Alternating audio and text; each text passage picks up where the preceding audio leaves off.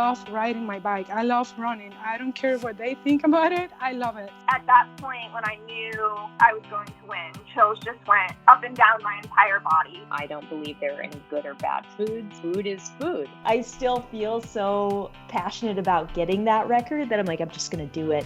As an athlete, I was like, what's my story, or what's your story? What can you learn from it? And what can you teach people? Welcome to the IronWomen podcast. I'm Alyssa Godesky here with Haley Chura. And Haley, oh my goodness, it does seem like your Vegas trip was full of stuff, but not really the stuff that we were hoping Vegas would be full of for you, like money and it was the opposite. Stars and like favorite, like lots of fame and stuff. So I feel fun concert, maybe shows, right? You did put on a show for people in a lot of things like tenacity and kind of stick-to-itness and what not to do in the biggest race of your life. So full disclosure, I came back from my gardening class on Saturday and tuned right into T100 Las Vegas, and everyone was already onto the bike. And so I really, I think I saw something on social media that you were first out of the water. And so then I was trying to piece together exactly what was happening for your race. And it really wasn't until the run when one of the commentators said, Haley is still going to finish this race after her crash. And I was like, what?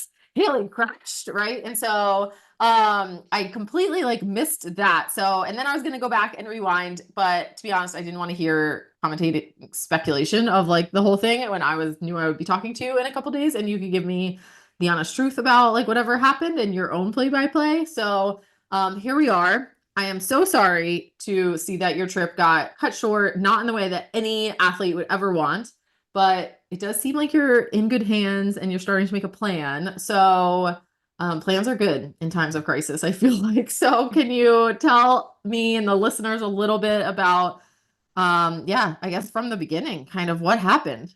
We'll start from the beginning when things were really good. So yes, I did. I was super excited to race our T100 Las Vegas and last weekend. And, it was honestly one of the best race weeks of my life. I had such a good time in Vegas. I think it was such a good race venue. The T100's, crew really takes care of us, and it was looking up to be a really good race. The weather was going to be really nice. I'd been able to check out the course, and it was just I actually felt like it really kind of suited me. It was very hilly, but the good road surface. And I was also just having a really good time, kind of hanging out with some of the other pros, which I haven't always done at other races. I mean, the dynamic changes a lot, and depending on who's there. And this one just had a really good mix of people.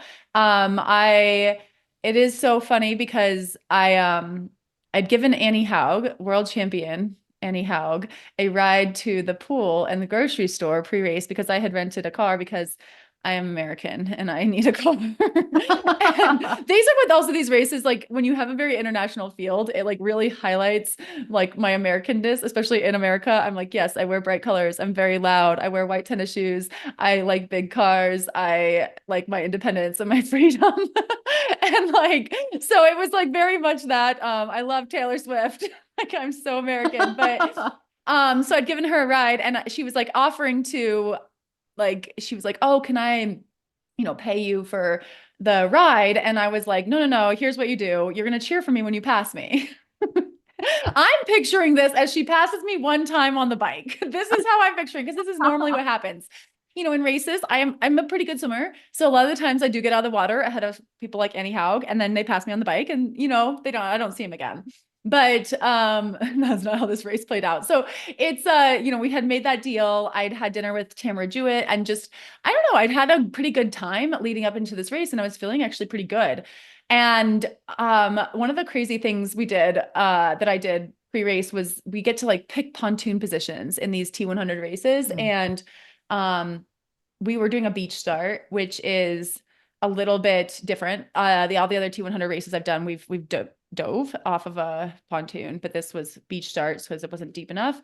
And so you had to run a little bit. And we did a swim familiarization, and then you get to pick based on your like ranking. And I think I was number 7. So like I was the 7th ranked athlete in the series. So I got to pick 7th, and everyone else had picked, left, like, India Lee picked 1, Taylor did pick 2. So, and then 20 is like far right, and no one had picked 20. And a lot of the times in these races, sometimes you do want to be on either end. Like it's kind of nice to have that clean water. And those are usually the first spots that go. And I was like, why isn't no one's picked 20? I'm like, I'm going to pick 20. So I picked 20 because I was like, I'd like to be on the end. And then Annie at dinner, she was sitting there while I was watching the Taylor Swift live stream, and she was making fun of me because she's like, isn't it the same concert every time? And I'm like, no, that's why it's so She good. has new outfits. I'm like, you do not understand the new Reputation outfit. Yeah. And she was like, why'd you pick far right? And I was like, I don't know. I like it. I breathe to the left, and I want everyone on that side of me. And she was like, there are stones over there. I was like, what? She's like, Taylor cut her foot. And I was like, oh no. Oh dear. I'm like, okay, I was like a little whacked out about this, but I'm also like a little bit like, okay, there's only 20 spaces. Like it's not that much space. And like, there's no way in T100. These are really elite races that are like significantly different on one end than the other. But the most thing is that I don't want to be in the middle, because if we think back to Miami, when I started in the middle, I had a 2K brawl with 5 other women. That was just not fun. So I was a little whacked out about this, but I was like, whatever. It's just, this is me. I picked the wrong things, but whatever. And, it's still a good opportunity. I still get to race and all that. And I'm like, if I have to do a little more work on the swim, that's fine. And then when I was doing some practice things, there was like a few stones, but nothing that bad. And she said it was also slimy, but I've also learned, here's the thing. And I feel like Kelly O'Mara talks about this a lot in her newsletter, where she's like, this is why I'm not a world champion. And like, these are things where I'm like, this is why I'm not a world champion. Cause to me, I was like, some stones, some slime, whatever. And like to Annie, that's a big deal. And like you see how some of these other athletes are like very particular about their gear, their training, all that. And I just don't quite have that. I'm a little bit more of a like, make it work type of person, which sometimes is to my detriment. So, but I think maybe a lot of people can relate to that. Like a lot of times we're just trying to make it work, but probably, one of several reasons why I'm not a world champion, but it's fun. It's fun to experience that and see what other people worry about. And a lot of it's the same thing as me, but anyway, going into it, feeling very good and starting in the far, right. But I did have Julie Iemelo and Julie Duran right next to me, who are very good swimmers. And I'm just like, okay, I was shocked that it was a wetsuit swim, because 12 years ago when I raced at Lake Las Vegas, it was so hot and like the water was bath water and gross. And now it was so clean. The World Triathlon people said it was the cleanest water they've ever tested. Wow. Cool. So I was like, and it felt pretty clean. And it was, I thought it was a nice non-wetsuit temperature, but they put us in wetsuits. And I feel like I'm a pretty good wetsuit swimmer. So I just was like going with it. But so I'm trying to think if there's any other pre-race things I needed to mention, but I think it was like just fairly uneventful, just like a good time. I had a couple athletes who were coming out to cheer, which was so cool. And just, I was just like really feeling pretty good about things. And then gun goes off and I'm like worried about my start position, but then like, it was amazing. Like I had like the best line to the thing. Everyone fell off. I think my swim speed is like pretty good right now, which again, fascinating. I'm like, someone needs to study my swim training, because seriously, it has been the weirdest year for me. My pool has been closed. I've had, I give my coach Matthew Rose so much credit, because we totally revamped my swim training. Like we did not just try to take it from one pool to the next, because the pool I swim in right now is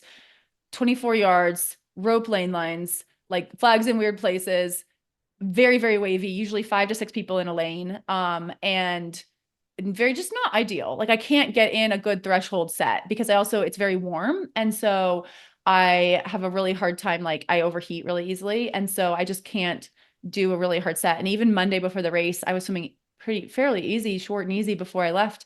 And I got very sick and, had to like go eat a bunch of carbs and sit for a couple hours, because I just get so seasick. So we have changed things up. I haven't swam more than 3,500 since before May. And so, which is not normal. So, I mean, and I do a lot of shorter swims, but it's just a lot less swim volume than normally. But we've, we do some quality stuff, and it's just, but I think on the surface, it looks like I'm not doing enough. But then my races have been really, really good. And so there might be something to be said about, is there a way that you can work on swimming with like aerobic work elsewhere? You're doing aerobic work outside the pool and maybe some swim specific strength, and then doing actually very little in the pool. And given I will admit, like I have a very big swim base. And so maybe not, this isn't for someone who's a newer swimmer, but I think it's been really, really fascinating that I'm having really good swims. Cause again, spoiler alert, I had a great swim. So we go out like so fast, and I'm like in this pack. I was behind, I think Taylor Spivey, Taylor Knibb, Flora Duffy. And there was a little piece of me that's like, oh my gosh, like only the people in front of me have like special colored caps. And, I'm like, all of them just swam in the Olympics, and like Flora was first out of the water in Paris. Oh like, my gosh. what the heck am I doing up here? So at one point, they were going so hard that I was like, oof, I'm about to get dropped. Like my heart feels like it's about to explode. And but then it got like a little bit more controlled. And I think Taylor Knibb in a post-race interview kind of did talk about how she took the swim out really fast and then realized it was maybe too fast and backed off a little bit. But then we had to do an Aussie exit. So we did a loop and we came back in, and I just felt like they were going a little far left. And that's something I also am pretty good at, I think, is trusting my own line in the pool or in the open water. And like, I try to take the time to sight and not necessarily trust even the most elite swimmers that their line is the best, because I don't know, for some reason, like I feel like that is one of my good skills, is like seeing a straight line in a pool, or not in an open water body. Maybe not. But it is for sure a skill. I mean, there are definitely, yeah. I mean, that's a thing for sure. Yeah. I think that seeing the fastest way from point A to point B, right, is definitely like, some people have it and some people don't. And it's like, yeah, it's interesting, but that's great. I think it's also maybe like my Americanness again. Like I'm a little bit okay with doing something contrarian, like being like, oh, they're going left, I'm going to go right, and like I'm trusting my judgment. And that is how I kind of ended up coming out of the Aussie exit first. I think I just took a better line. And I was also, there's a little piece of me I knew, again, I had some friends who were there and I was like, oh, they'll love this, and it wasn't crazy. I wasn't ruining my day. I wasn't going like too hard, but I was just like, oh, this is going to be so fun to lead this out of the Aussie exit. I don't know if it's going to last, but I'm like, I've also never led a T100 race. And so I was like, I'm just going to go do this, keep it interesting. I mean, our goal is entertainment. So I just let out of the water, which was pretty fun. And it's just like crazy because you can hear the announcer. It's a pretty short little run, but you can hear the announcer being like, Haley Chura. And then it's like, Flora Duffy. And I'm like, what? How am I ahead of her? You're like, oh, rest of the race is canceled. Thank you. We end here actually today. But I'm just like, this is so funny. But then, and I felt really good in the second half. And so I think I led the whole second half, and coming in. And then when you get really close, I'm like, okay, like I'm going to lead out of this. Like, it would take a major effort for someone to come by me at that point. But, and I don't, in all honesty, I don't get a first out of the water bonus in T100 races. So it wasn't, which sometimes I think can motivate you to like go a little harder. It's like, oh, this is the only money I'm going to make. But I don't. And so there was no financial incentive. It was really just like internal pride, but I will keep that with me forever. So led out of the water, but then it was a pretty long run into transition. I'm going into transition with 4 Olympians who are much, much better at transitioning than me. So they all passed me, which was fine. That was totally fine. And I had made another choice to put my shoes on in transition and run in my bike shoes, just because we went uphill right away.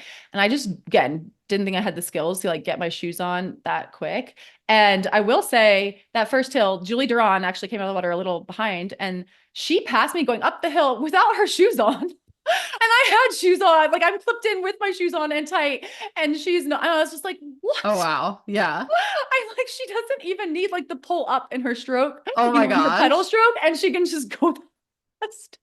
Oh my gosh. One of the benefits of racing the best in the world is like, you're like, oh my God. It reminds me of that time that Danielle Lewis passed me when I was like going 300 watts and she's like nose breathing. But anyway. I think of that like a lot actually, which is like so weird, but I always think of that story. These are my claims to fame, who I am like, I do feel like out of all pro triathletes, I have probably been fast by more world champions and Olympians than anyone else. So I'm like going up this first hill and then we go down the hill and I'm trying to follow Julie Duran down the hill, like kind of following her line, which was a bad idea because I am not as good of a cyclist as Julie Duran. And we're coming down into this roundabout and I don't know exactly if I just had too much speed, but my rear wheel lost traction, spun out, and I flew out of the roundabout, hit the curb, like kind of, I think, tumbled into a bush, into some rocks. And I was just very, very embarrassed. Jared Brown, who is Emma Pallant Brown's husband, was right there. Okay. And he ran over to me like immediately, was like the first person to me.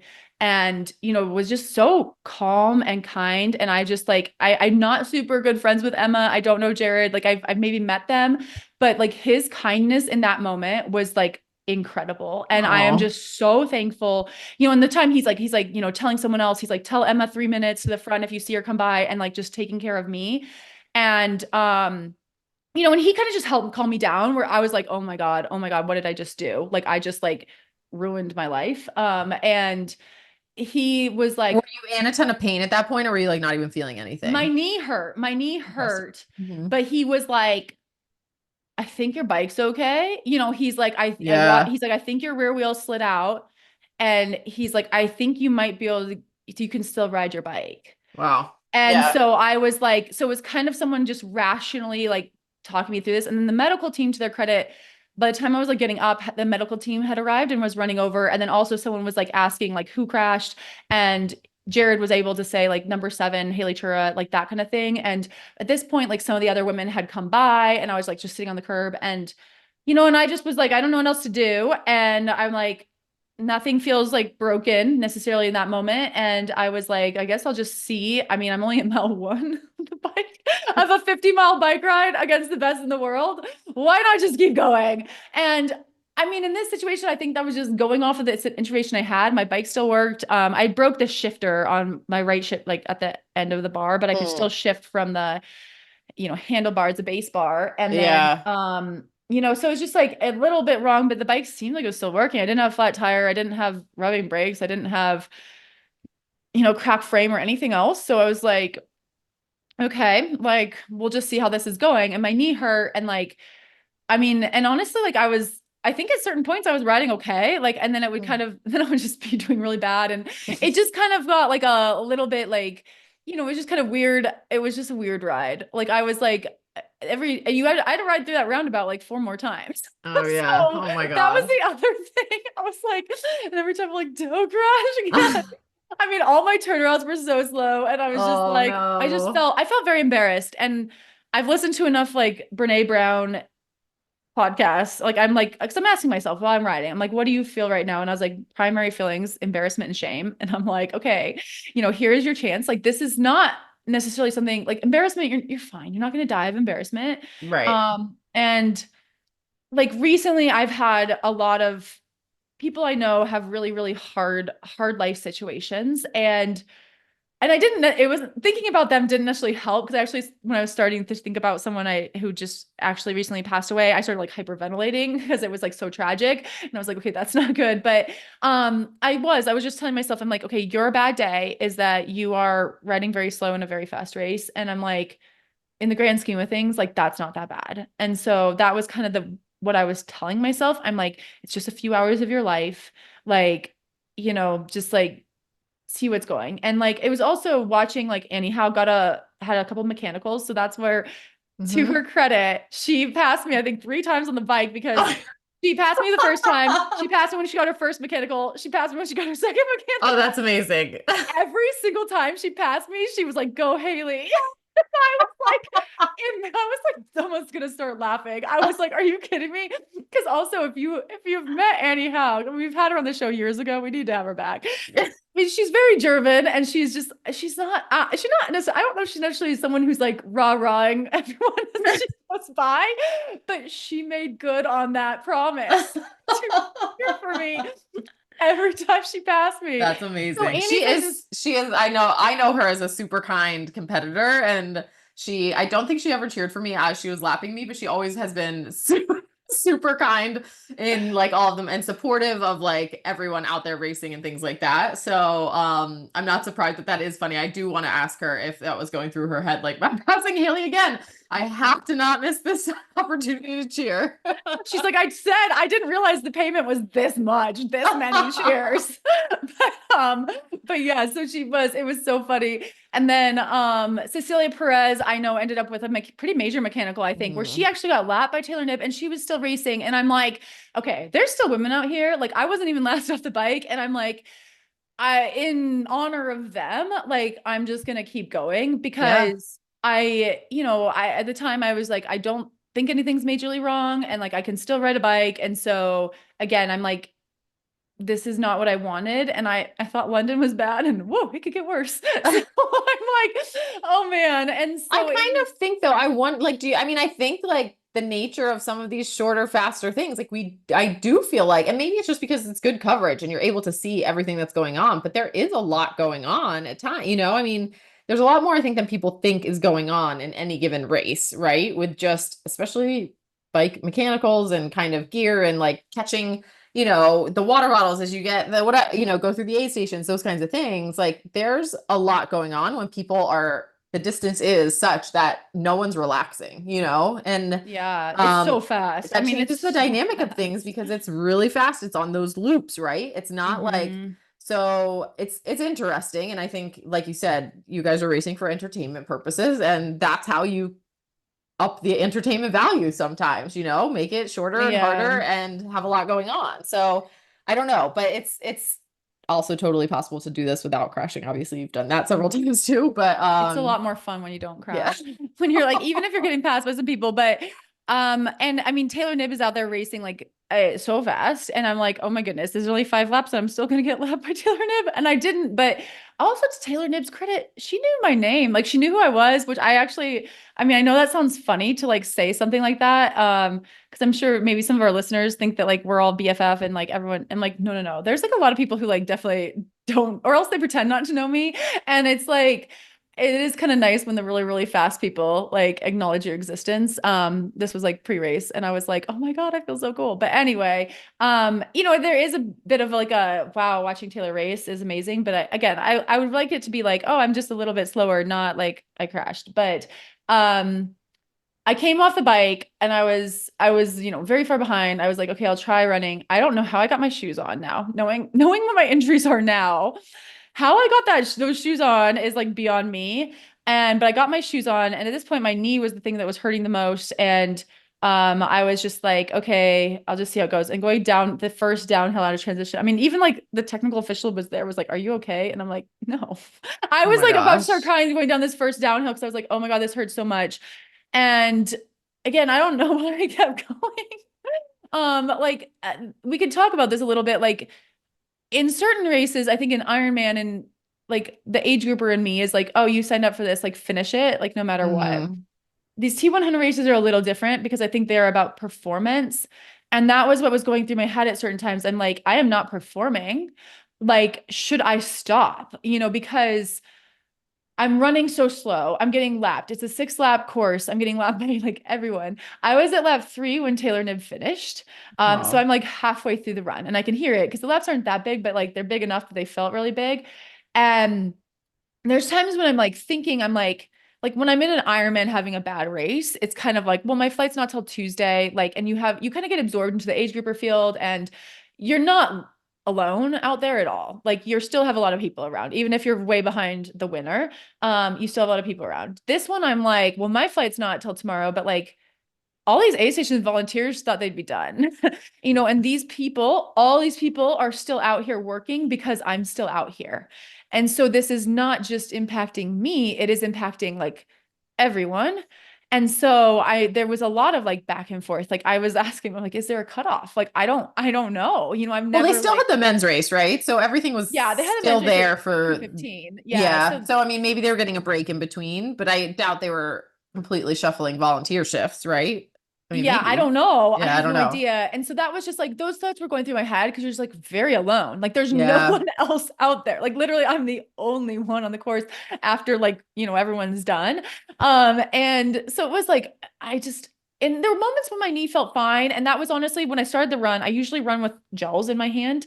And I realized that I could not hold a gel in my left hand. And that Oh, was when I was like, oh my gosh, I think I broke my hand. And I'm like, this is really not good. But I was also like, I could still run with a broken hand. And honestly, I was thinking about like Killian Jornet, who like won Hard Rock with like okay. a With a displaced shoulder. okay. I was like, maybe I'm gonna like it. I'm like, no, because I'm getting last. I'm not winning. I thought you were about to say that you were thinking about I can do it with a broken heart, and you like created an entirely new lyrics. I can do it with a broken hand, and that was That would have been a better thought process. I think I mean, okay, on that thing, my athlete Diane, who was racing the next day, and her friend Katie, they had made these signs, these like Taylor Swift themed signs, and they were out there. And I don't think I've ever had anyone make me a sign before. And my friend Betty and her husband Ernie were out there cheering and taking pictures. And then one of my athletes, Royce, who I'd never actually met in person, had flown in from LA that morning just to watch this race and just to wow. watch me race. And like, so these people are like out there cheering. And, I felt so apologetic because I was just like, I'm sorry you're out here so much longer than you planned. But there were also parts of me that I was like, we've interviewed Molly Hayes, when she was 88 and she was always last, I'll last in a lot Yeah. of races because she's 88. I mean, and I'm like, okay, this is giving me some empathy. Like you're learning what this is like. I thought of the interview you done with India Cook, who talked about at the New York City Marathon, like when you're a slower runner, how run groups, like they all leave. And like all of a sudden Mhm. you kind of are out there on the course by yourself. And so I was kind of like trying to think about that and like the lesson that I'm learning. Again, I don't know if I necessarily wanted to learn this lesson, or I don't think it's a lesson people need to learn, but I was like, okay, I'm going to become a more empathetic person because of this. And I am learning what it's like when everyone is gone. I had to ask for directions to the finish line because Oh my like there's no gosh. one there. Like there's no one directing you. And it was like you had to take a separate turn. And then the craziest one though was that I came across the finish line, and I'm sorry I'm getting like so emotional, but like Tamara Jewett was still there waiting for me, and Paula Finley had come back, and I don't know, it's just that was like that meant so much. And like I don't know, it's just like it's hard to like talk about because I was just, I was feeling like, what am I doing? And like I mean, Tamara hadn't even changed. And we're not talking she'd waited a few minutes. Like she had waited like probably an hour, like half an hour, waiting for me by herself there at the finish line. And like Paula coming back, and like, again, I'm not like necessarily like best friends with these women all the time. And like, um, that I felt like they were like real humans and like respected me even though I was having such a bad day. And I will never forget that. Like I will never forget that because again, you're coming into the finish line, everyone's gone. Like everyone's gone. And like so it was like Tara Paula, and then it's Dr. Andy Baldwin, who's like the head of the medical team, who's like the bachelor.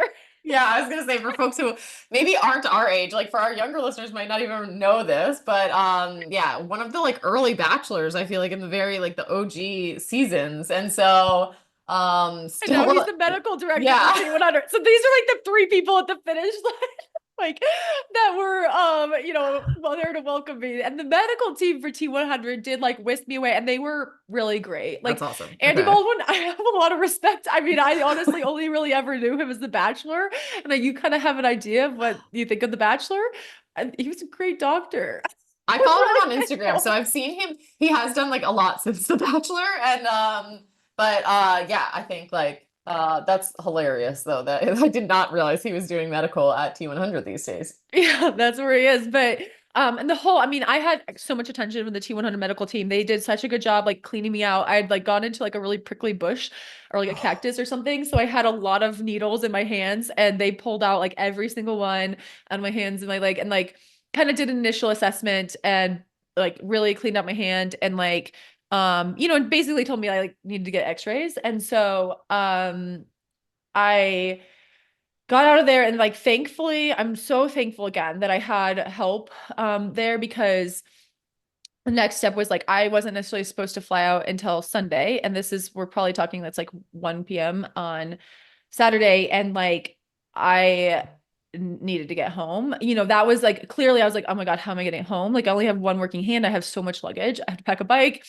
And so literally like my, Betty and Ernie and Royce all came back to my hotel room and like I just taught them how to pack a bike, like verbally while they Oh did my it gosh. in my hotel room as fast as they can. Like while Royce is like looking up flights for me, and we found like a Delta flight and then we went to buy it and it was gone. And so then Ugh. she found one on Alaska that was even cheaper and I had to fly through Seattle, but literally buying this like with my credit card, like I'm telling her my like, address, all these things, like she's just buying it on her phone, like while we're packing all this stuff. And it was like at 5 p.m. And like at this time it's like Wow. 2 and we're still at Lake Las Vegas. I also had a rental car. So luckily Royce was flying out. And so we were able to get all the luggage into the car. And then she drove my rental car, like returned my rental car, was able to like come all the way through security to the gate. Like they, packed me so I only had a backpack, which is just incredible. I don't know how we did this. The Alaska gate agent was like so kind, like got me a, aisle seat, like just the kindness of people has been like overwhelming, and I'm probably forgetting people, but like it was incredible that I was able to get on there, and then my mom was able to Uber out to the airport and then pick me up, get all my luggage into my car that was at the airport and drive me home, and I'm actually still at my parents' house. So I mean, it's just been incredible, just like the care people have taken of me. Like I I'm sure people who listen, and we interview a lot of pros, and they want to know like what are pro triathletes really like. And I'm like, I feel like this is if you want to know what like Paula Finley and Tamara Jewett are really like this is one of their competitors in a very low moment, and they were there for me. And Annie Haug messaged me, asking how I was, and just checking in. And I didn't realize Annie Haug had such a like don't DNF mentality. And she's like, we don't DNF. And I was like, whoa. I'm like, oh my gosh. I The was just German like, in her. yeah. And I was like, whoa, I think Annie Haug might think I'm kind of cool. But well, it's just obviously she didn't think bad of me. Again, Right. feelings of embarrassment were misplaced. And even Tamara messaged me today and she was like, talking about that, like the feeling of embarrassment. And she's like, I was thinking about you and that. And like, and I would love it if she would write something about this and we could share it far and wide, because she's such a smart human and good writer. But I think like how that's misplaced, and she's talked about other athletes and like how they've felt that in certain times. And like, it should not be that way. Even in a race like T100, like it is still endurance sport.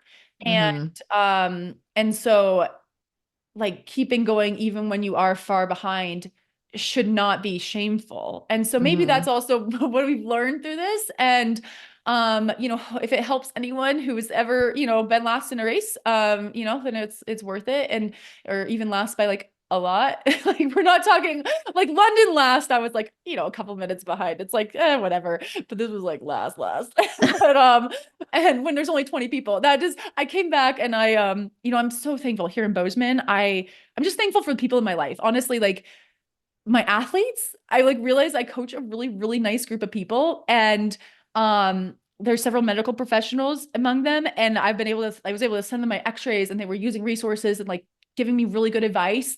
And one of my good friends here in Bozeman, is an ENT surgeon, and she is good friends with a hand surgeon. And so I was able to, I mean, we're talking, it's Monday now, and I was able to meet with a hand surgeon today. And so I am getting surgery tomorrow on Tuesday with this. Well, moving so fast, but that's amazing. Yes, Yeah. it's amazing. So I broke my fourth metacarpal, which is like my ring finger. And so, just for my, it's just a chance it wouldn't heal well, and I'd never like be able to make a fist. And there is a part of me that's like, it doesn't matter. But then I'm like, okay, swimming, honestly, like fingers do matter for And swimming. gripping though, like, I mean, bars on your like base bars on the arrow of a time trial bike are not like very big, it's like depending on who knows what the latest base bar is going to be looking at these days, right? It's like you need to be able to grip it, and you need to feel confidence with that, right? To be riding again and things like that for sure. I know. I'm like, how did I do that? Like my athlete, Diane, I was so sad I couldn't stay and watch my athletes race, because that was one of the features of this race. And I will say I think I liked the vibe of this race too, because there was a big T100 age group race the next day. And like, so the hotel was just like overrun with athletes, and that's just like fun. Like they had big T100 signage, and that's been different than some of the other ones. And I love that. I kind of love that vibe. And so I was bummed I didn't get to stay and cheer because that's like I don't get to do that often. And but I did need to get home and they understood. But my athlete Diane, she was like, I don't know how you did that with a broken hand. And I was like, I don't know either. I'm like, I don't know. Every time you say 100%. that, the Taylor Swift, you like need to figure out a way to like remix it on a reel or something so that you can have Like that song. surgery reel. Yeah. But I didn't want surgery and my knee, I'm waiting to get an MRI hopefully the next day or so. I will get an MRI on my knee and make sure everything's okay. The initial x-ray went by okay. I even had my hand surgeon look at the knee x-ray, so she looked at that and she's like, there could be a small fracture in my patella, but hopefully it's okay. So we'll, but I mean, I'm thankful my mom was the one who encouraged me to just go through with the MRI. And I have learned in the past, like when I'm trying to like save money, that usually it just ends up costing me more money. So yeah, so Vegas cost me a lot of money. I have a lot of bills coming out of this, like clear Vegas fashion. I thought I was going to win big and do a bunch of fun things and have this like, fairy tale, but as Vegas does, no, not the case. I know this is like a very special like triathlon version of The Hangover, I guess, like movie with everything going on. Do they end up getting surgery, ending their season, potentially ending their face career? Tattoo. They do get that tattoo, and so I missed that part. Okay, I have no face tattoos. Although, because I'm out of the water for a while here. That might be The Hangover too. I've watched all of this. I do love this. Royce actually had this like great idea that while I'm out of the water, I should get a tattoo. She's like, you should get a T100 tattoo. Like instead of, most people go for M-Dot. Set the new trend. Yeah. I'd be the first one with a T100. I mean, T100 might have money in their marketing budget for that. I don't think they're going to give it to me. But, T100 is like, okay, please never come to one of our races ever again. No, they're not. They're like, you like got in the way of all of our Olympians on the swim, and then you just crashed and created havoc. You made Andy Baldwin wait to the finish. But so anyway, I think I'm coming around to like, I think being a little bit more proud of myself. I have no idea what is in store for me for the future. I mean, that also was going through my head when I was running. I'm like, if I am actually really, really hurt, like what if this is my last race ever? And I kind of want to have finished it. I don't know if that's super important. I mean, we've interviewed people who don't finish their last race for various reasons, and I think bad of them.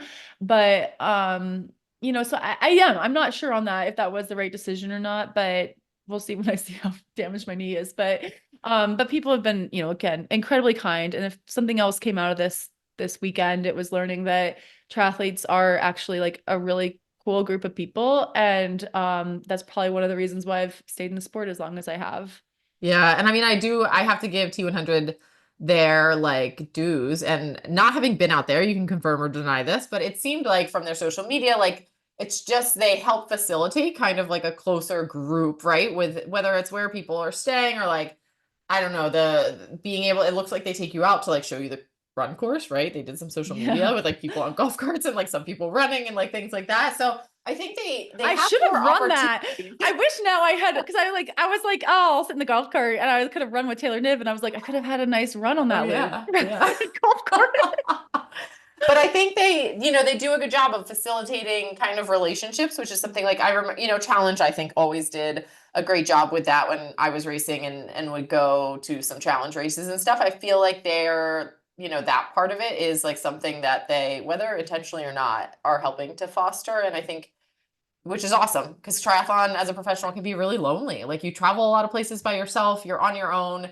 I mean, whether it's Vegas or like some random country, right? Like it's tough to like all of a sudden not have use of your hand, right? And to be packing your bike and like figuring things out and going. So that's awesome to hear that you were well supported and you continue to be. And we are going to be cheering for you. By the time this comes out, you will have been in and out of surgery and everything will be on the up and up, I'm sure. So the MRI will come back clear. I just have a feeling that you certainly paid your dues with that. But, again, like I think that you just embody a lot of bravery and kind of, grit. I know you're saying like you don't know if it was good that you finished, but I think talking about it and like just hearing kind of from your perspective, I think will other people, as you were thinking about them, going through as you were thinking about other people, like to get kind of the motivation to continue on or whatever it was, I think maybe you will be like that motivation for others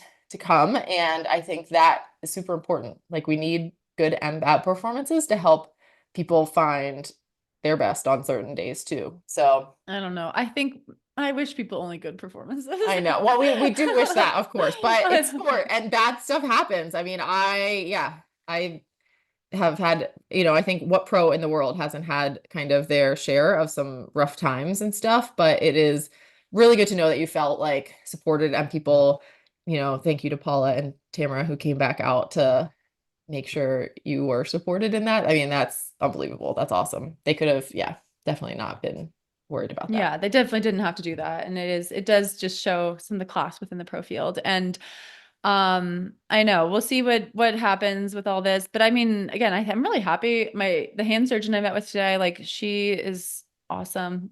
She's like, my age or younger and just, isn't it funny that now we're at the age that like we're at the age of our doctors?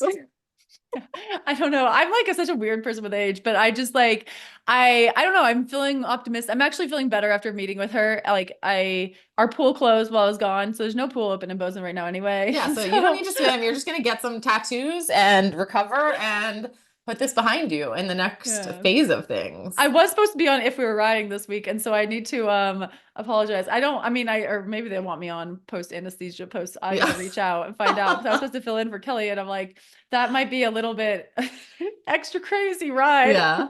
So we'll see. Might have to do another time. But thank you to everyone who has reached out. It's just like it's, not a moment I would wish on anyone, but I am feeling very supported. I'm sad. I am sad. I know I like post a lot of pictures of me looking happy because that's what I look better when I look happy. But and I'm it's Instagram. That's what we do. Yeah, it's Instagram.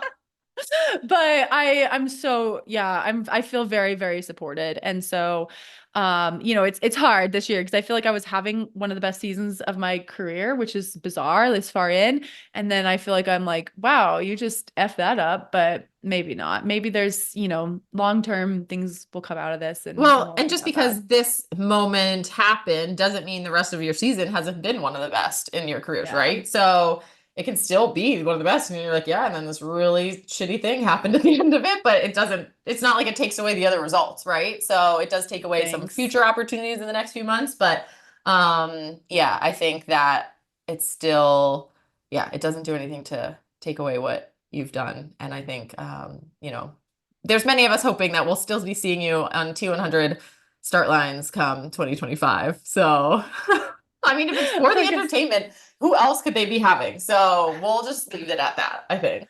I know we'll see what happens, but I'm thankful for the experiences that I had on the T100 tour this year. I think I really, really do hope that it can continue. And I would encourage like age groupers for, Lake Las Vegas next year. I mean, it's a hard course. It's a really hard course. And maybe they'll tweak it a little bit for next year, but if you are interested and also like close proximity to the pros, like you're staying at our same hotel. And like, it was like, I met so many people, I met people who raced in Chattanooga. I was like, that's awesome. You're just like, you're all in the same hotel. And so it's pretty neat. And then I did also hear like Miranda Carfrey, thank you to Rinny, who I think did actually mention that I had crashed so that like my family who was watching the broadcast did know. And then, I heard Chelsea Sodero was on the podcast too and did a really good job. And so she's, was injured and wasn't able to race, but was on the podcast, was on the commentary team. Yeah. Was on the commentary team. And, I heard really good feedback about Chelsea being on there. And so I think that was really neat. I think that was one of my criticisms out of Ibiza was like get more women's voices on there. And it just really sounded like, that it was great having Chelsea and Rinny there. And they were just able to give really good like feedback on what it's like because they are both incredible athletes. I mean, incredible athletes. So how lucky are we that we can have them as commentators? Yeah, it's awesome to see the changes in just these past years of coverage and commentating. It's very encouraging for where the sport is going. And Haley, now that we've talked about T100, we do have a interview to show today. We're not going to do mailbag. So definitely, because I also know what this question is, and I'm not ready to embarrass myself further. So like, we need to save that one. Yeah, so we'll get into mailbag more in the coming weeks. But this week we actually have a returning podcast guest this week. I'm talking to Danielle Lewis, and Danielle is currently sitting 4th in the Ironman Pro Series, and she's fresh off of her 11th place at the Ironman World Championships in Nice. So I talked to Danielle all about that day, how she's recovering physically and mentally to pivot for the 70.3 World Championships in Taupo that she has in December. We also talk about her legendary day in Lake Placid, where you can listen and find out what happened. She crashed and came back from it a little better than me. I thought about her when I was at that race. I was like, Danielle Lewis still had a good race. Yeah. I mean, you never know, right? I mean, yeah, as long as like your head's intact, I guess it's kind of, you never know. But we do talk about that. So there's a lot of, maybe we should put a little warning at the top. Like if people don't want to hear about bike crashes and racing, then this probably isn't the episode for them. But, and then we also talk about how she came back from health issues last year to make this one of her strongest seasons yet. So, after a word from our sponsors, you'll hear from Danielle.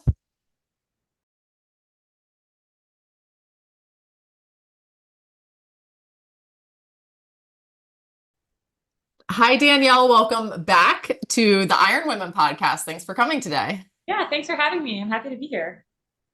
So I want to kind of just jump right in because you're in a big part of the season, actually, despite it being October when some of our listeners might be like winding things down. You are a few weeks off of the Ironman World Championships. That was in Nice, France.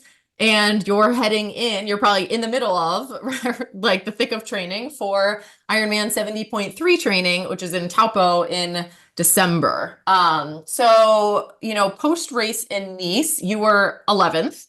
And while 11th is an amazing performance for a World Championships event, it was clear on your social media that you felt like maybe you had more to give and you were a little bit disappointed actually, just with kind of what happened on the day. So I'm curious where you are kind of sitting with that now, and just, both physical recovery and then kind of mental recovery, how you've been able to hopefully turn that corner and be looking towards, the next World Championships, which is coming quicker than we all think, I think. I know it's crazy that we have a world championship in December. Yeah. And so then going off or coming back from a world championship Ironman distance and then having to take some recovery time from that and then gear up for another world championship is challenging, which I knew it would be. And thankfully we still have quite a bit of time. But I took a week off after Nice and then a week of just kind of lighter activity. And then actually my husband and I, we celebrated our 4-year wedding anniversary in September, but we really didn't celebrate it because I was like building for Nice. Yeah, it's like happy anniversary. I'm going to bed at 7 p.m. Yeah, exactly. So I guess 2 weeks after Nice, we took a really quick 2-day trip down to Vegas, which nice. We're not like Vegas people. And I was even reminded that I'm really not a Vegas after this, but it was entertaining. We actually went to one of the Elvis chapels and did a recommitment ceremony. Oh, fun. Okay. Yeah. I just got the pictures from that, so I need to share those. But that was entertaining. And it's so funny because Andrew was telling people at work that we were doing this and they're like, oh, okay. How long have you guys been married? And he's like, 4 years. Usually people do this at milestone anniversaries, right? 10, 15, 20 years maybe. And then also then the follow-up question is, are you guys okay? Did something happen that you're like, we're fine. We just thought this would be something fun to do, right? Yeah. And it was. It was fun. It was entertaining. And yeah, I don't really care back to go to Vegas again in the near future. But it was fun. So anyway, we did that. And then after that, I've been trying to get back into training. I always find that getting started is just so hard. I think that's true with anything in life. Getting started is tough. But once you get that ball rolling, it gets better and better. And then the other thing that's challenging is we're trying to get back to some speed work. Mm-hmm. And so it's building back up and then okay, let's go fast. How do I do this again? So yeah, it's been good. But okay, so back to your question about Nice and kind of my feelings about that, right? Mm-hmm. Right. Yeah, I still feel a little bit of that mixed bag of emotions. And I don't think that my feelings have really changed since after the race. It's like you say, okay, you're 11th in the world. That's that's impressive, right? And that's something I'm certainly proud of and happy with. But I do know like the shape that I was in going in, it just felt like all day, like things were just kind of flat all day in the race. And yeah, and it is what it is. And I don't know. I don't really know. You can ask specific questions if you want to. But I certainly like, it was weird because I was on the bike and I had a specific, like there's a specific point on the course. And I thought, okay, like pre-race, I need to be here around 4 hours. And I got there and I was like 4 hours and 20 minutes. And I'm like, why am I going so slow? I'm like, what is going on here? And we had arrived to Nice about 10 days or so in advance. And we did a little bit of course recon, but it wasn't like I was there for a long period of time, right? To kind of time and map out like specific sections of the course. So the first time that I fully did the course was on race day. And I had done Nice back in 2019. So I actually had a really good feel and understanding of some of the technical parts of the descent. And so I felt really good about that. I did pre-ride that before the race. And so that wasn't where I lost my time. A lot of the time lost was just on the climb. And honestly, I was alone for like a lot of it. And so if you look at the race and kind of how things played out, these women with these like fast times, they were certainly like pushing each other along all day. And that was something that I certainly lacked. And that just goes back to not being as fast as I need to be in the water. So anyways. And when you know, like thinking back about the race and realizing like there was this moment on the bike, right, where you kind of were behind where you thought you were scheduled for, right? And so, do you look back at that and try to kind of coach yourself through, like maybe seeing that in a different light when you're in the moment, right? Or did it, you know, were you able to kind of brush it off and like move forward? Do you think like having kind of those expectations on yourself with like, I should be here at these points, you know, hurt kind of what you thought could be possible for the rest of the day? I mean, it's Ironman, right? It's like you have to learn that something will happen that's not to plan. And then you have to be able to say, okay, well, this is just a piece of information and how am I going to use this to continue moving forward? And I think that's all it was. It was kind of like, well, that's kind of weird. And maybe I did my estimations wrong. And in hindsight, I did not do my estimations wrong. I was just slow.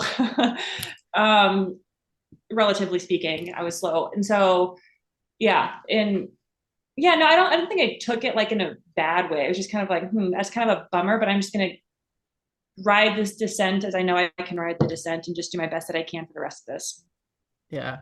And I think it is still important to remember that, you know, 11th in the world is a day certainly, you know, hopefully to find some pride in and use it as a stepping stone, right? Towards.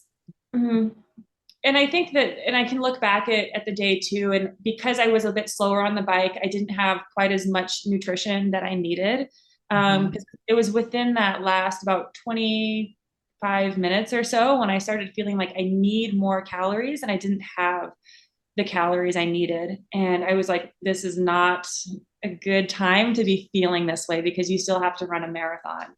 And so I just did, you know, I did what I could to try to get in what I could. And then when I got started on the run, took in stuff and I was good for about 2 laps, but then it just got to the point where I felt like anything I took in, it just wasn't doing anything for me. So I just felt like, you know, like just I didn't have that energy that it needed to really run a marathon fast.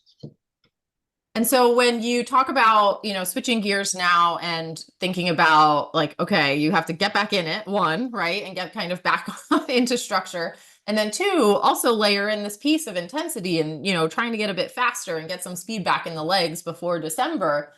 What's your strategy for that? Do you put the blinders on and you walk out the door and you just like kind of execute until like, and not let your brain think about it very much? Or do you use any other, because I'm just thinking, I mean, I'm sure for a lot of our listeners, they could be in a similar spot, or I think it's a hard thing when those first few weeks of, you know, switching gears and it always feels hard. It never feels good, right? And remembering that it will kind of feel good down the line, but in that moment, how are you getting yourself through it?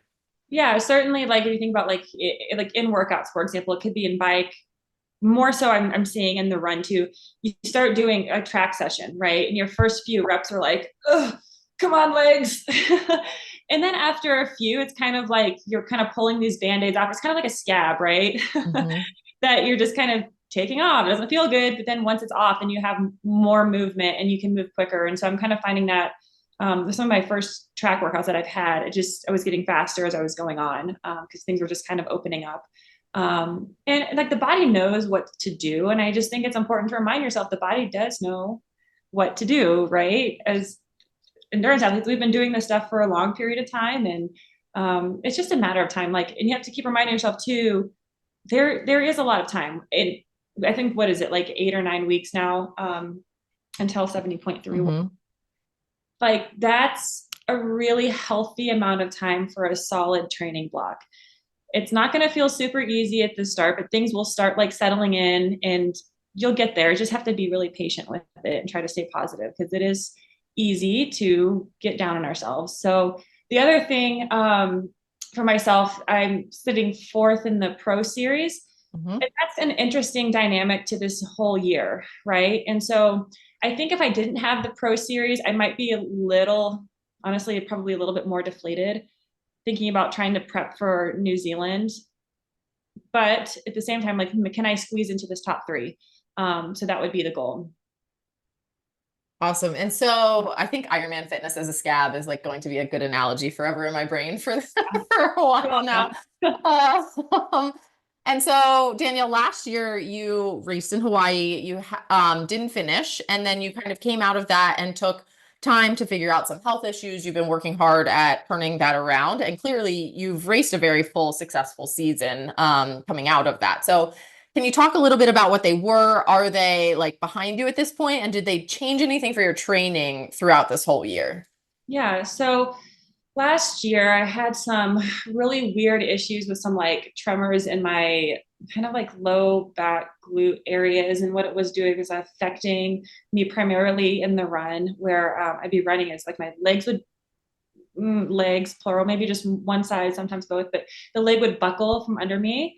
And then there was times too, I had to go out for a run and then I was just kind of like stopped in my tracks. It was kind of like I lost function of some muscles in my posterior. That was weird because there wasn't pain associated with this, right? And so this spurred, I still have like PTSD when I think about it. A plethora of different MRIs from like my brain to my lumbar to like, I mean, you name it. I saw a whole bunch of different types of physicians, everyone saying, you're healthy. And granted, I'm very happy I don't have any brain tumors. That was a scan. I was happy that came back clear. But then at the same time, it's like you keep getting these tests done and everyone's saying like, you're good, you're good, you're good. And I'm like, I'm not good. I'm not good. I'm not functioning right. And so ultimately what it came down to is the last physician I went to said it's likely some form of dystonia. So if you're familiar with Kara Goucher's story, and it's like basically when the brain doesn't communicate fully or properly with certain areas of the body. And yeah, so I started working with a strength coach, Shannon Clausen with Podium Racing, and she has been amazing in helping me kind of like work through some of these connection issues and kind of rebuild that communication. And I've been able to train and race without that affecting me anymore. I do still feel it on a daily basis, but it doesn't impact my training or racing anymore. So yeah, so basically what happened at Kona is all of this was happening like 6 to 8 weeks. Well, it started like mid-year last year, but then I really was affecting me about 6 to 8 weeks out from Kona. And so on that build to Kona, I had, on average 10 hours a week of training in the 6 weeks leading up to Kona. It's like, that's like nothing. That's like, an average Joe, right? Or Jane. So I was like, we already have our trip planned. I have opportunities to meet with partners that are down there. This is my first time. I'm turning this into an experience. And I will start the race and I will go as far as my body allows me to go until I feel like I need to like stop, or if it's not safe for me to continue. And so I made it to about mile 8 on the run. And I was out on the Queen K, you know, only getting further away from civilization. Mm-hmm. And I basically, what I would feel as other muscles start taking over, and started feeling pain elsewhere in the body because they were compensating for that lack of function. And I didn't want to cause an additional injury. And so, yeah, I ended up having to stop. And that was really, really painful emotionally.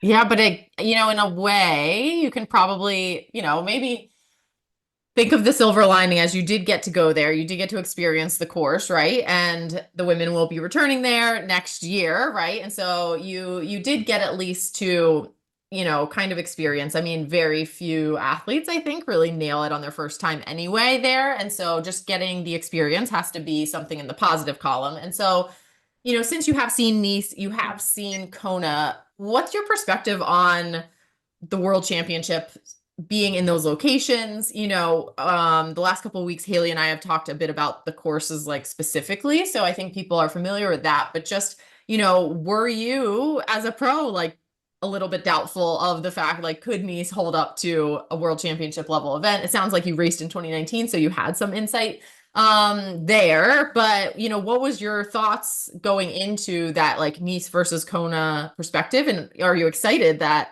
it's heading, you know, it's alternating? You'll get to Kona and then back to Nice.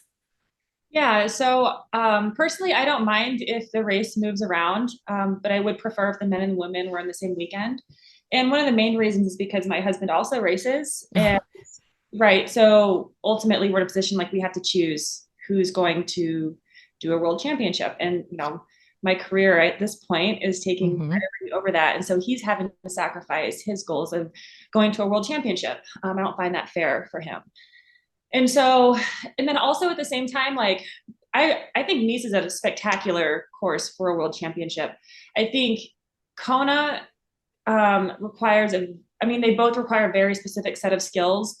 But like with Kona, I think you can get away a little bit easier on the bike than like at Nice, right? It's just, they're just so different. Of course, you have the heat aspect of Kona. I mean, they're both just very different races, and they both require very specific training. So, and the thing with Nice too is very, very big. And so you really like hardly knew like there was a world championship race going on, right? So the city kind of swallowed the race, where when you're in Kona, it's like, well, a world championship kind of just takes over the island. So it's just a different atmosphere and a different environment. And yeah, so that's just from my experience, my perspective on things. But I mean, I like both. You know, obviously Kona is iconic, but can't accommodate both the men and the women the same weekend, at least having to split up and with the size of the fields now. So yeah, was there another part to that question that I'm missing? No, I think you got it all. It sounds like, you know, you will be excited to be in a world championship event in either location, which is good. And I think that, yeah, I agree with you on a specific skill set. And it's interesting. I obviously didn't get to, haven't ever raced in Nice, but I feel like the Kona skill set is potentially, you know, and again, you can do things to heat prep. You can do things to, you know, try and make yourself perform better in that type of environment. But a lot of it, I think, probably does rely on your physiology to a certain extent, right? And your ability to probably handle and, like, you know, perform at the highest level you can when it's really hot and humid and windy and things like that in Kona. Whereas Nice, I do feel like you can sharpen your tools, right? You can focus on that course and the specifics of that ride coming off in the flat run, right? Like those kinds of things. So I think it's interesting, and it will be interesting to continue to see. I know who knows how many years it'll be in these locations, but to see if people really do that, right? With hyper focus on a course like Nice to, you know, to do that if they know that they don't perform well in heat or something like that. Yeah. Well, I mean, Nice truly is going to reward a really all-around athlete, right? You just have to be like a super biker to do well there. Because yeah, with Kona, the one thing I'm interested with in Kona is this will be the first time they use Race Ranger. And so because years past, it's just been the zone is like white line to white line, which is about 10 meters. Yep. And so this range now it's 12 meters. So it's just a little bit different, right? It's still going to be important to make a bike group, right? But yeah, that'll just be something that's different that could potentially affect some of the outcome. For sure. Do you know, are the men using it in Kona this year? Yeah. Okay. Yeah, because race and also at all of the Pro Series races. The women, we had it in Nice. Okay. Yeah, that will be very interesting. I'm curious to see how that'll shake out for the men too, for sure. Maybe some learnings to take away there. We've talked a little bit about the Pro Series now. So you are 4th in the Pro Series standings for Ironman series. And so, did you set out looking to, was it something that kind of happened organically? When I looked at your races for the year, you had Lake Placid, Ironman Texas, Nice, Chattanooga, St. George, and Oceanside were 70.3s.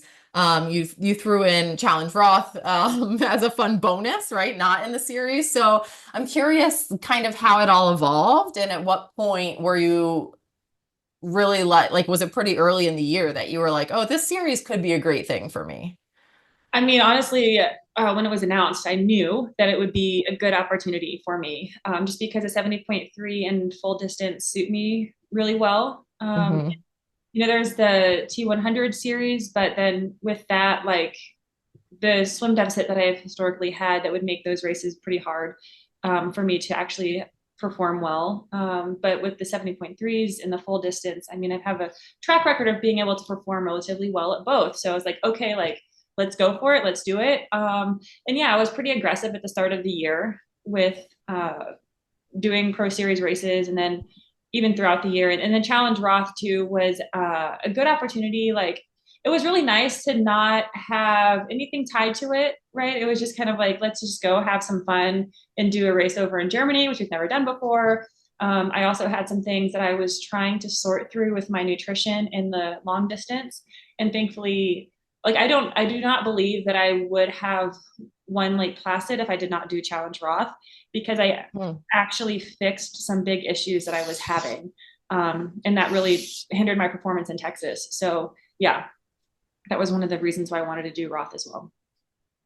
And so when you are now kind of in the thick of the series and you've been racing, does it's a new dynamic actually, right? That comes into play, because not only are you racing women for the prize money that's on the line that day, for the standings of that day, but there could be a whole other factor that's going through your brain as you're riding in a group with these people, right? Coming up on the run, people are coming up on you, that sort of thing. So do you think about, like, how much are you strategizing on that kind of thing in the moment of the race? What's, do you think it's helping you and giving you more, or is it adding a lot of stress? No, I think it's a fun dynamic, right? Because I mean, if you just take a non-pro series year, right? You have a plethora of races that you can go and you can choose from, and each one of those kinds of just stands alone from each other. And with that, the goal is win, podium, or whatever your goal is for that day, right? But with the pro series, it's like, okay, I want to win, but if I want to win, I have to beat this person and this person by this many minutes, right? In order to either keep a lead or get into the lead or whatever. So yeah, it's a totally different dynamic. And honestly, like, the second I've come out of the water, my husband's give me time gaps to people that I've been targeting. So I think, yeah, it's important information to have, especially when you're considering kind of like the grand scheme of the pro series in the whole year. And it sounds like that's kind of building to a head for, like, in Taupo, where that will be like a major factor, right? For you kind of targeting people in the race and, trying to incentivize yourself in those standings too. Absolutely. I mean, a world championship, number one, you want to finish as high as you possibly can finish. But then with pro series, it's like, okay, well, if I'm not going to win, I got to make sure I'm ahead of this person, this person, this person by whatever, in order to either move up in the pro series or stay the same, or what, you know what I mean? So yeah, it's a different dynamic. And it keeps things interesting for the athlete too. So, like, for example, let's say you're in the thick of the race and you're sitting in like no man's land in 6th. Just going to pick something, right? And you've got like so-and-so a few minutes up here, so-and-so a few minutes behind you, and you're just kind of like stuck, and maybe you're just kind of like starting to feel like, oh, this is really hard. I'm just going to sit here and just like try to survive and not let the person behind me like pass me. With Pro Series in mind, it's like, okay, but I know that I'm ahead of this person and I have to make sure I keep my gap on them. So you're still racing, even though you're no man's land in sixth, right? Yeah, which I think for these long course events can only be an asset, right? To have a race within the race where you're staying engaged and just trying to stay focused, because it can be something where you lose focus for 10, 20 miles on the bike and a lot goes out the window, right? So that's an interesting way to look at it. I like that. Yeah. Danielle, recently, Sarah True actually said on the If We Were Riding podcast, when she was talking about her recent racing, that it's not about necessarily racing with your best on the day, but it's about racing with what you have on the day. And so I've been thinking about that today as I heard that. And so since I'm talking to you, I'm kind of going to like pick your brain a little bit around that, and just, this next question kind of around that, because it is easy to look at someone's results, right? I mean, when I named your races, but like, it's not like you just were racing and doing okay in those, right? I mean, you were winning Ironman Lake Placid. You were in the top 10. I think I'd have to double check, but across the board, and with the exception of Nice, and the 11th, I guess, in a lot of your 70.3 racing this year. I'm pulling up the stats to check myself on this. Let me see. Here we go. So yeah, I mean, 5th in Oceanside, 9th in Texas, 6th in St. George, 4th in Chattanooga, 5th at Roth, 1st in Lake Placid, 11th at Nice, right? So you look at it on paper and it's like, man, Danielle must have shown up every day, raced her best, and like had quite a day, but I wish think that was the case. No, legit. Like I could talk about each one of those. And okay, so Texas, projectile vomiting all over the place on the run course because nutrition issues that I had referenced prior, right? That was just a struggle bus to get to the finish. Yeah. And then what was that? A week later, I did St. George. And actually, okay, not a bad result, but I had some. No, not for, a week later. But I came off of the bike in striking distance of the of second, right, of Ellie, right? She was like right there. She was 50 seconds ahead of me. Ended up having some really bad breathing issues, went to the doctor, and I've got asthma. Who knew? And then at Chattanooga, which is interesting, I had a lot of racing under my legs, and retrospect, I only had like one match to burn in Chattanooga, and I decided early in the run to go for it instead of to hang on to my match, right? Because that's like the athlete in me. It's like whenever you can go for it, you go for it. And I went for it, and I burned my match like too soon and ended up fading. And I was 4th, like one off of the podium, right? And so it's like interesting when you say this, because it's like I can go back and I can see like these missed opportunities here, and here, which are now affecting like Pro Series stuff. And people are like, oh, don't make excuses. Not excuses. It's just, it is what it is, right? And they're learning lessons and things that you just take on and move to the next. But anyways, sorry, I might have sidebarred.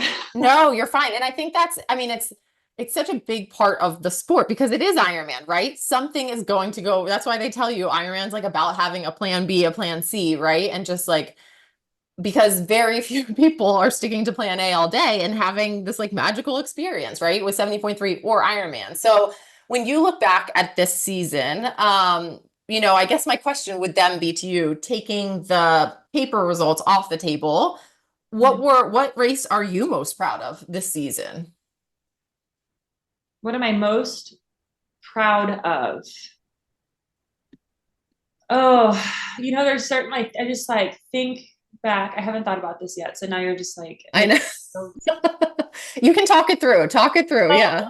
I certainly like each one of those races that I've done. I can think back and be proud of those, because I know like on the day I did everything that I could on the day. I maybe make the best decision in Chattanooga. No, like I should have been a bit smarter in how I ran that, just knowing the fatigue from the racing had accumulated.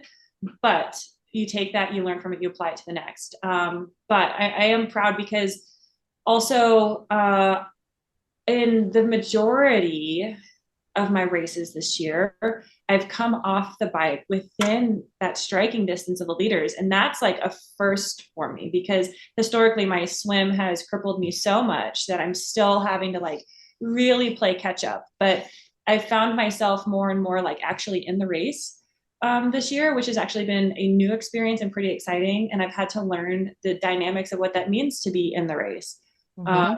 So that's been cool. Okay, so to go back, what I'm most proud of, honestly, I probably would say, and it's not just because I won, but Lake Placid, because, okay, it was supposed to take us like 16 hours to get there. It took us 36 hours to get there. Oh, wow. Okay. So, I mean, we could have gone to like Europe and back. Yeah. So that was exhausting just because we had a whole bunch of issues with flights, flight delays, cancellations, and yada, yada. So, and then we also had to like drive 4 hours. And so getting there and then having a shortened window of time to preview course, get the body ready before the race and everything. And then on race day, I came out of the water 15 minutes behind the leader, which is, I'm not super proud of that, but anyways, and then I had a bike crash. We're going to talk about that next too. So we'll go into that in more detail too. Yeah. I'm gonna keep like a cool, calm and level head after that. And then to come off of the bike and still just like keep moving forward. And I was pretty intimidated, quite honestly, by the run course, just because it is so challenging and hilly. And I just wasn't 100% sure if like I would respond well, just because I am a bigger athlete. Like I'm taller, I'm almost 5'10". So I'm taller than most of my competitors. And like the hills aren't like, they haven't traditionally been like something I've been super awesome at. So yeah, I was a little intimidated by the course, but then during the race to allow myself to just kind of like roll with it. I don't know. I think I learned a lot during that race too. And when I crossed the finish line, I mean, I didn't even know how fast I ran. So I wasn't really watching pace. I don't know really what I was watching. I was more so just running and focused on like nutrition. But yeah, I crossed the finish line. Then they said my run time and I was like super shocked and surprised. So yeah, I think I'd probably say Lake Placid just because it was a lot of work to get there. The whole day was a lot of work. And then like just the mental resilience that I had to have on the day and to come away with the win was super special. Yeah, no, I love that. And so when you are talking about your run performance on that day, you ran a 2:52, and you broke that existing course record on the run by 5 minutes. As a professional spectator of Ironman this year, I was watching the coverage, right? And I saw that your day was off to a rocky start as you were coming from behind. You then had that bike crash we saw on air. And so I actually did have a question about this, not about the crash specifically, but about like, the coverage. We talked a little bit about how having the pro series and kind of thinking through those dynamics changes the racing that women are in right now. And then the coverage, I mean, racing coverage is better than it's ever been before. It's more frequent than it's ever been before. Cameras are, Lake Placid cameras weren't there all the time because of just the difficulty of the course. But like in general, when you're racing these days, an Ironman, you might be on camera for 8 to 9 hours of the day with announcers saying, things like Matt Lieto said that he'd eat a shoe if you could come back from having that deficit in the swim plus the bike crash, and so it seems like, first of all, you took that in great stride, right? And, who can fault announcers when they're coming up with these things to be like, having to fill airspace for that long of time.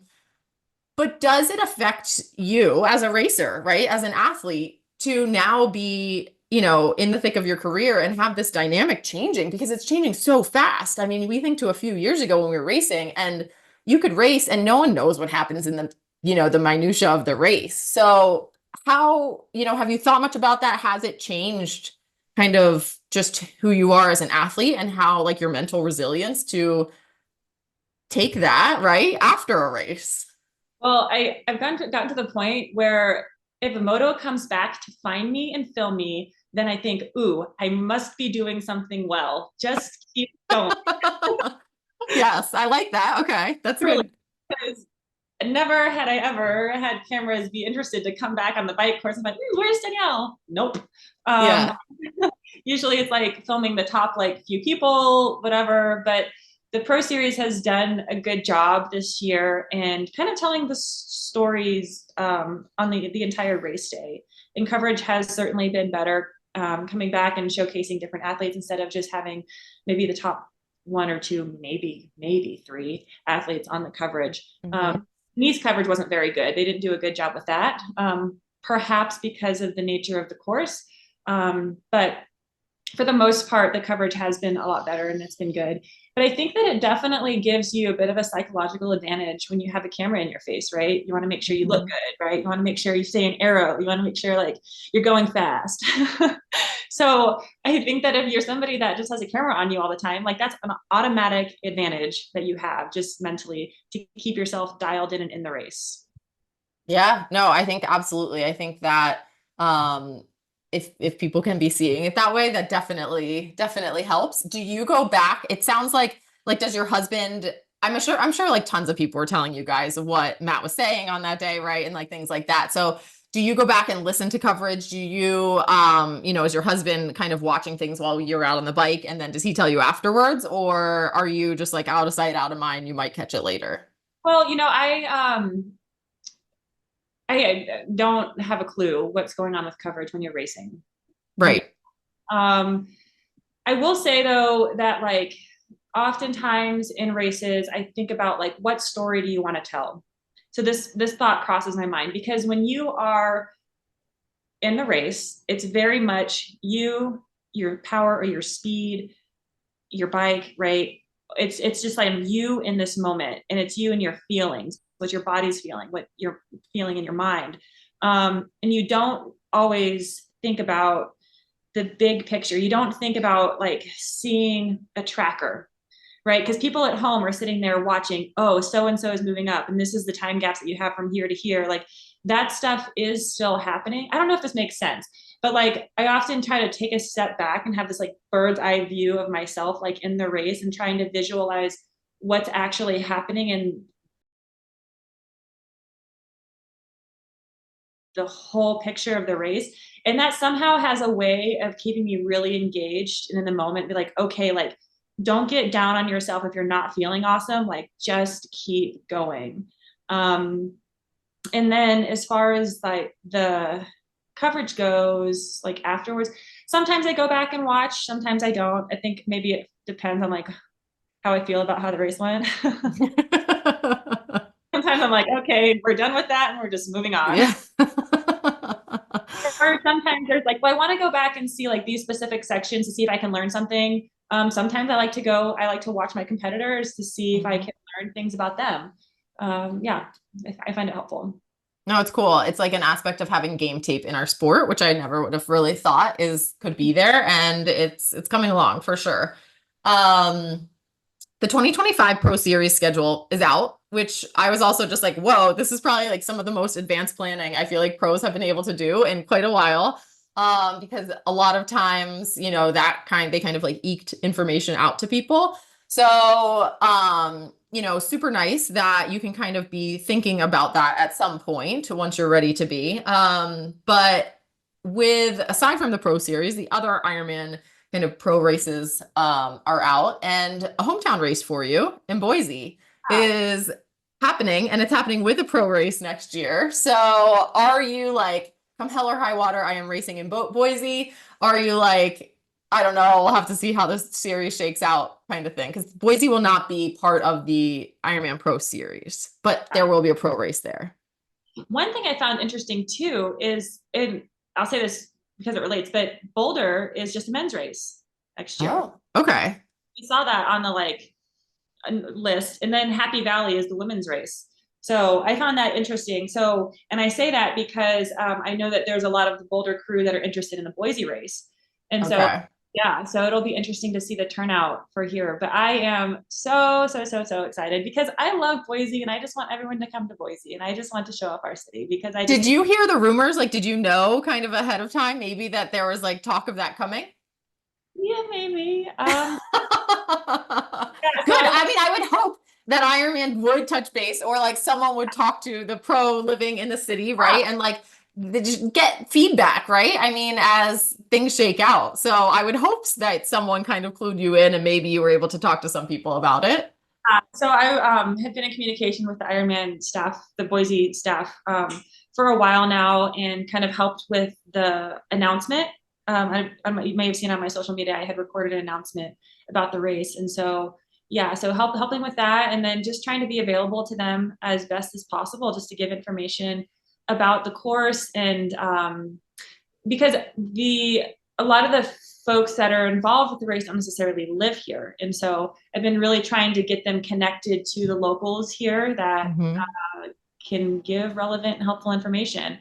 Like example, like where to train before race day and different things like that. So I'm kind of toying with the idea. I probably shouldn't say this, otherwise it's probably going to commit me to it. And I'm not the best on social media, but I'm kind of tempted to do like a Boy to 70.3 series on my social media, just about like helpful information for people that come and do the race.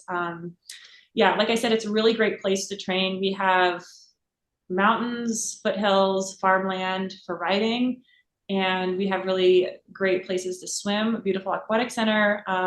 We have over 500 miles of managed trails to run. That's awesome. We have a river that goes through Boise, which that's going to be part of the 70.3 as well. The path, there's a 40-mile paved path. It's like one direction. Yeah, that's where I do all my long runs.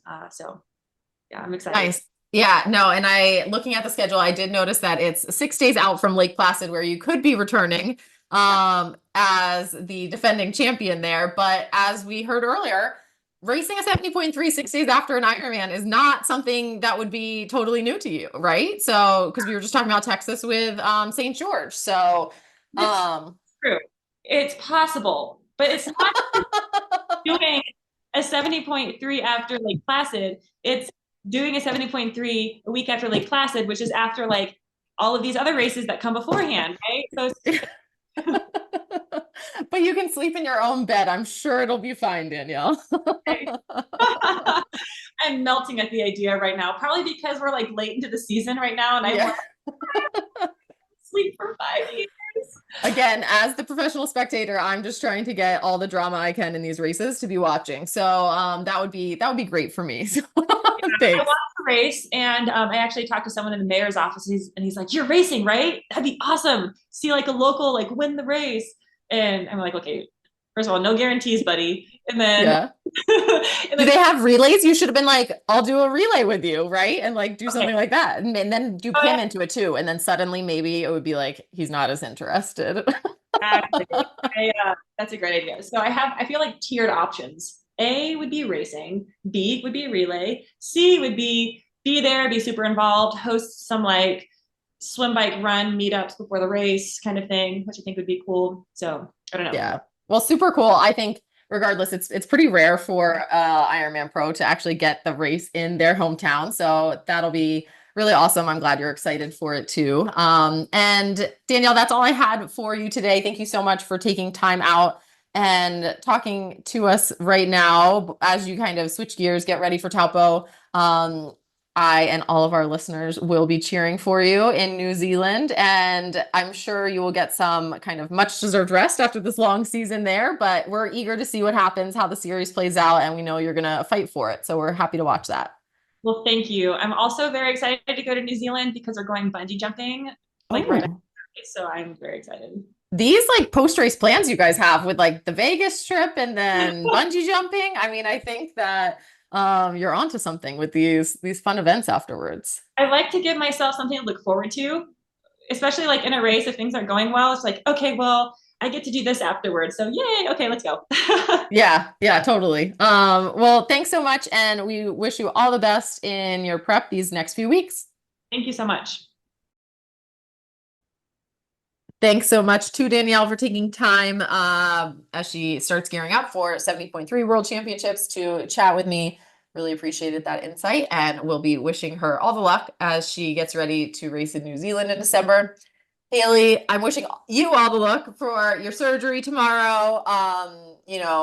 There we will continue, whether we have two fully functioning athletes on this podcast, one or none of us for a time being. One thing you can count on is that we will be recording together IronWomen every week. So I'll be here for you. Hopefully, hopefully nothing happens to me next week. I'm like, oh my gosh, Alyssa, I'm like fading fast. But hopefully I'll have some good news next week. And we'll keep doing what we can. Yeah. All right, Haley, rest up, and I'll talk to you next week. Bye, Alyssa.